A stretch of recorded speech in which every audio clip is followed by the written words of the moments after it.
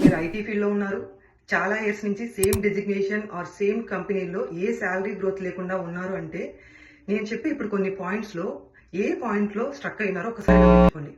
First one, visibility. మీరు చేసే వర్క్ని మీరు నిజంగా ప్రాపర్గా హైలైట్ చేసుకుంటున్నారా లేదా? మీ టీంకి ఆర్ మీ క్లయింట్కి మీ వాల్యూ తెలుస్తుందా లేదా? టీంలో మీకంటూ ఒక వాల్యూ ఉందా?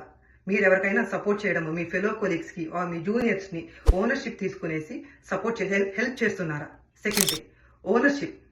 మీ టాస్క్ని మీరే చేసుకుంటున్నారా, లేకపోతే ఎవరైనా పుష్ చేస్తే వెనక నుంచి అప్పుడు మాత్రమే మీ టాస్క్ని కంప్లీట్ చేసుకుంటున్నారా? ఓనర్షిప్. ఏదైనా పక్క వాళ్ళకి హెల్ప్ చేయడానికి కానీ, మీ టాస్క్ని మీరు కంప్లీట్ చేయడానికి కానీ, క్లయింట్తో మాట్లాడడానికి కానీ, ఏదైనా సడన్గా ప్రొడక్షన్ ఇష్యూ ఎలాంటివి వచ్చినా కానీ మీరు ఓనర్షిప్ తీసుకొని మీరు మీ వాల్యూని క్లయింట్కి చూపిస్తున్నారా, బిజినెస్కి చూపిస్తున్నారా? ఇది. తర్వాత లెర్నింగ్ మైండ్ సెట్. మీరు ఇప్పుడున్న టెక్నాలజీతో అప్ టు డేట్ ఉన్నారా లేదా? ప్రాజెక్ట్కి ఉపయోగపడే టూల్స్ అండ్ టెక్నాలజీస్ నేర్చుకుంటున్నారా లేదా? ఇది. And proactiveness. ఏదైనా ఇష్యూస్ వచ్చినప్పుడు ముందుగానే క్లయింట్కి కమ్యూనికేట్ చేయడము, తర్వాత లీడర్షిప్కి కమ్యూనికేట్ చేయడము, మీ టీంకి కమ్యూనికేట్ చేయడము, లీవ్స్ అవన్నీ పెట్టుకుంటున్నప్పుడు ముందే కమ్యూనికేట్ చేయడం. ఏదైనా కానీ రిస్క్ ఫ్యాక్టర్, ప్రాజెక్ట్కి ఉపయోగపడే ఏ థింగ్ అయినా కానీ మీరు అప్ ఫ్రంట్ కమ్యూనికేట్ చేస్తున్నారా లేదా?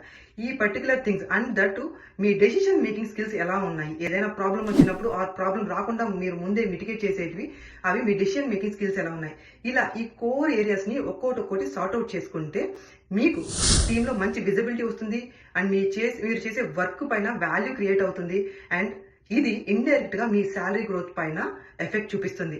మీరు ఇంకా ఈ కోర్ ఫ్యాక్టర్స్ లో ఏదైనా మిస్ అయింటే దాన్ని వర్కౌట్ చేసుకొని మీ శాలరీని పెంచుకోవచ్చు.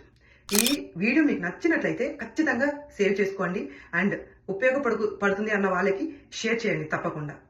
అండ్ ఈ వీడియోలో కింద వాల్యూ అని కమెంట్ చేయండి. Thank you.